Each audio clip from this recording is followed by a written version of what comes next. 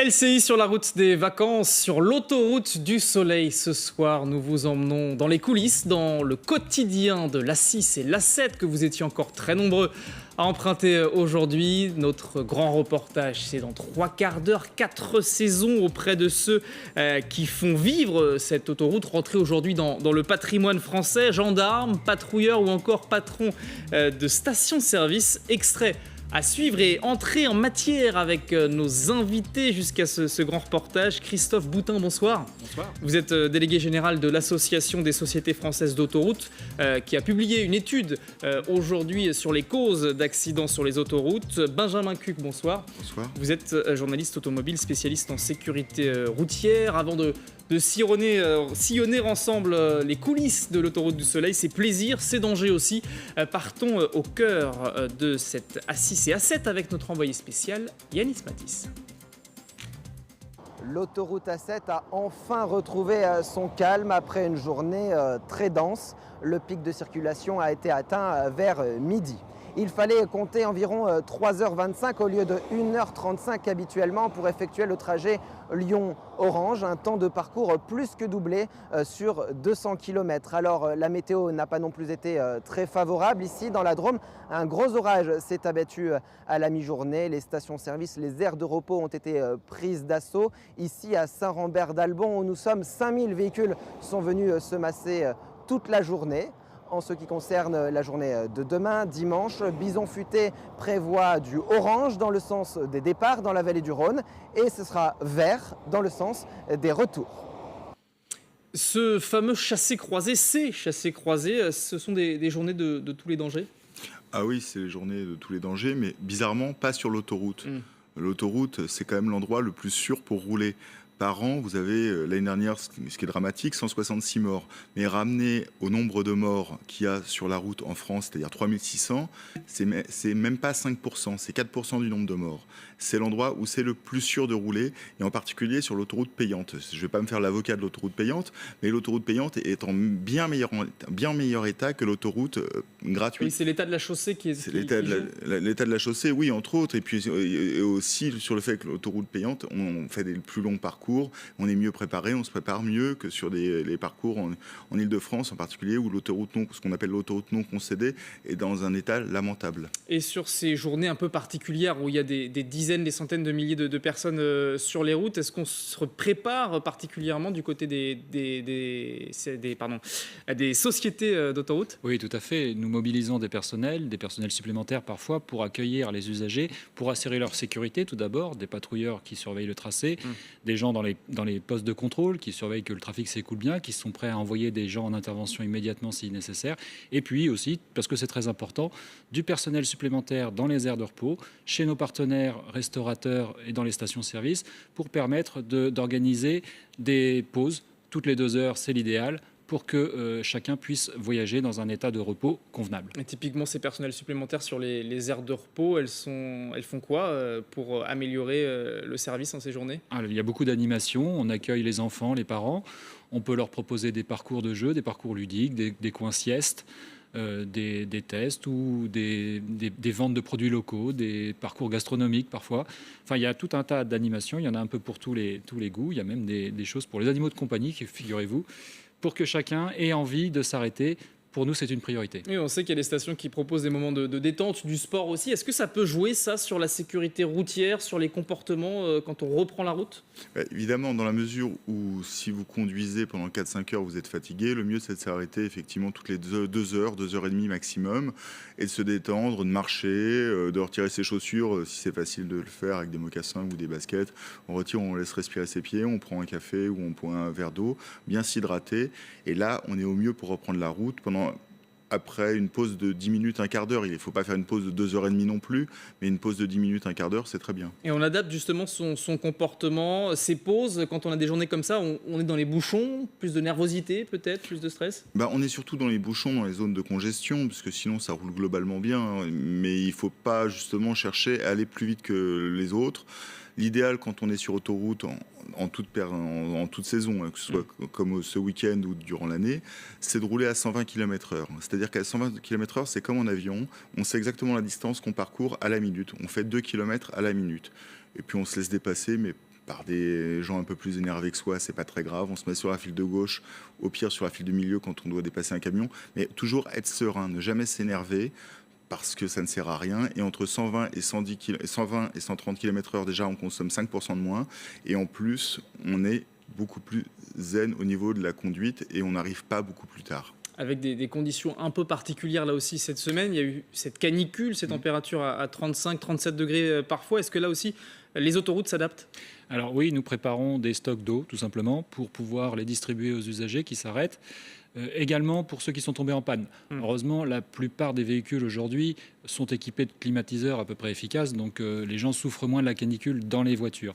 Par contre, s'ils ont une panne, effectivement, la température peut monter très très vite à l'intérieur de l'habitacle et les gens qu'on envoie à leur secours sont équipés de réserves d'eau supplémentaires pour ces périodes. Je voudrais rappeler qu'en cas de panne, il faut surtout s'arrêter sur des zones bien spécifiques à l'arrêt, c'est-à-dire tous les renfoncements, limiter la bande d'arrêt d'urgence, et quand on s'arrête, on se met tous en famille derrière la glissière de sécurité. On ne cherche pas à remplacer sa roue, on ne cherche pas à réparer sa voiture soi-même. On fait le 112, je crois que c'est le numéro d'appel d'urgence.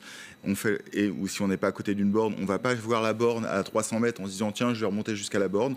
On sort de sa voiture, on se met derrière la glissière de sécurité et on attend.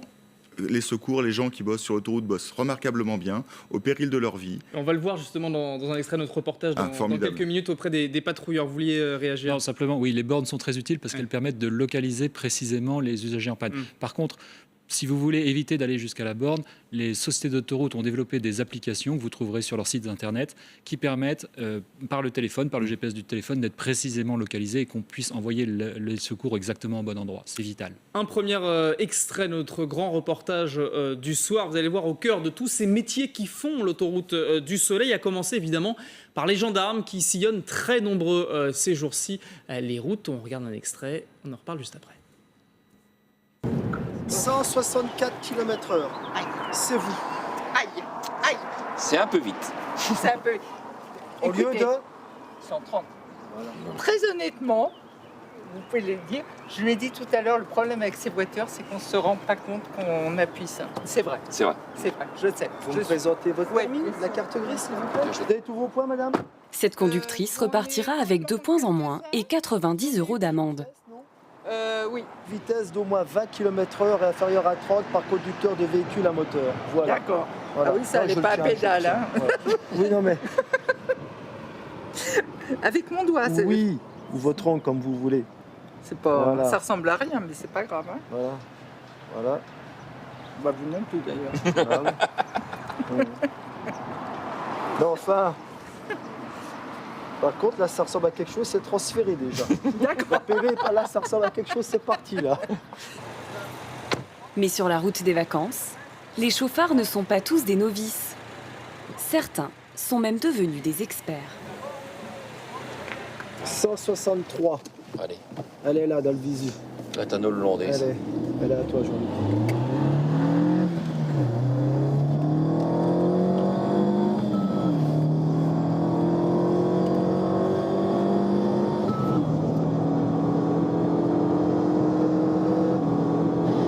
Voilà, 230. D'abord, une remarque, 230 km/h, on l'a des gendarmes qui prennent des risques pour finalement éviter les dangers aux automobilistes. Oui, tout à fait. Leur vie elle-même est mise en danger par cette action qui est au service des autres usagers. Donc, s'il vous plaît, respectez les limites de vitesse, non seulement pour vous, mais aussi pour tous ceux qui vous accompagnent et puis pour les services qui sont chargés de s'assurer de la sécurité de tous. Et on a vu une intervention qui se passait plutôt bien, l'humour de cette conductrice qui se faisait aligner, si je puis dire, par les gendarmes. Ça se passe pas toujours aussi bien. Non, ça se passe pas toujours aussi bien. Et c'était assez sympathique de voir quelqu'un qui était finalement content de payer 90 € d'amende dans un pays où on trouve qu'on paye trop d'impôts. Les gens sont pas responsables. Ils se plaignent de payer tout le temps. En sourit finalement. Mais il y a une situation, c'est qu'au-dessus de 50 km/h, l'amende ne devient plus une amende, mais éventuellement une saisie du véhicule et une vente du véhicule par les domaines. Et ça, c'est plutôt une bonne chose, parce que le délit de grand excès de vitesse, effectivement, comme vous dites, Monsieur Boutin, ça met en danger la vie du conducteur. Donc les impacts sur la sécurité sociale et sur l'assurance maladie, ils seront évidents ultérieurement. et ça met en danger les autres usagers de la route et les forces de l'ordre qui sont chargées de poursuivre ces criminels. La vitesse, elle est souvent en cause dans les accidents sur l'autoroute. Elle est en cause dans un accident sur 8, la vitesse excessive, dans un accident sur 8 environ. La bonne nouvelle, c'est que c'est plutôt un facteur qui est en diminution. Il doit y avoir une prise de conscience qui s'est opérée au fil des années, depuis les campagnes de sécurité routière lancées par le président Chirac. Les gens ont compris qu'en dépassant la vitesse, ils gagnaient très peu de temps, et 2, ils se mettaient en danger. Et pourtant, on a vu toutes les résistances qu'il y a eu au passage à 80 km/h sur les routes secondaires. Certes, on en a vu un certain nombre. Je ne sais pas quels sont les chiffres de respect, quels seront les impacts de la mesure. J'ose espérer qu'elle aura un impact réel sur les chiffres de la sécurité routière en dehors des réseaux autoroutiers, bien sûr. Mais globalement, je pense que la grande majorité des usagers vont respecter ces contraintes. Vous partagez l'optimisme Ah oui, je partage l'optimisme. Déjà, c'est assez compliqué de rouler à 90 sur des petites routes de Corrèze ou sur des petites routes moyennes montagne. Donc rouler à 80, c'est bien. Et puis l'écart de temps n'est pas si énorme que ça. Mais sur la diminution qui pourrait encore aller plus loin des excès de vitesse et des causes des excès de vitesse dans les accidents. L'excès de vitesse, il accroît le risque d'accident, mais il n'est pas la base même de la mortalité routière. C'est-à-dire que déjà qu'on lutte contre les gens qui s'ivrognent au volant, contre la toxicomanie au volant, contre les gens qui n'ont pas d'assurance. 700 000 personnes roulent sans assurance et 800 000 sans permis. Que les forces de l'ordre déjà puissent traquer ces individus-là, ce serait une bonne chose. Et justement, dans ces contrôles, là, on voit la vitesse, mais il y a d'autres choses qui sont recherchées, typiquement là, sur l'autoroute du Soleil, dans ces vacances d'été. Il faudrait le demander aux gendarmes, mais typiquement, j'espère qu'ils recherchent, comme l'a dit M. Cuc, les stupéfiants, l'alcool, voire mésusage des médicaments. Un certain nombre de médicaments présentent des graves contre-indications à la conduite et souvent les usagers l'ignorent ou font semblant d'ignorer. D'ailleurs, votre association des sociétés françaises d'autoroutes a publié aujourd'hui une étude à lire dans le Parisien chez nos confrères qui montre ces différentes causes. Et on le voit, alcool, drogue et médicaments donc, sont la première cause avec la somnolence. On en reparlera tout à l'heure, 25,3%. C'est vraiment là ces comportements qu'il faut bannir aujourd'hui au volant. 1 sur 4, c'est très important comme chiffre. C'est d'autant plus important que si vous ramenez ça à la quantité de Français qui prennent des anxiolytiques ou des benzodiazépines, on peut se dire que si on prend un benzodiazépine avant de prendre le volant, on a toutes les chances de s'endormir davantage. On sait qu'il y a les petpetits pictogrammes sur les médicaments, mais là aussi on a tendance à pas les lire peut-être. Les gens qui sont un pilulier, déjà ils le perdent, le pictogramme. Et puis aussi, de toute façon j'ai un phénomène d'accoutumance, j'ai pas ce problème-là.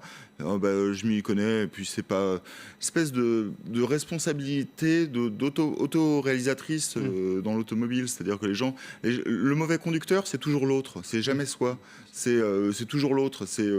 Sauf que c'est potentiellement, on n'a pas le droit d'acheter un fusil, on n'a pas le droit sans permis de chasse, on n'a pas le droit d'avoir une voiture sans permis de conduire. C'est logique.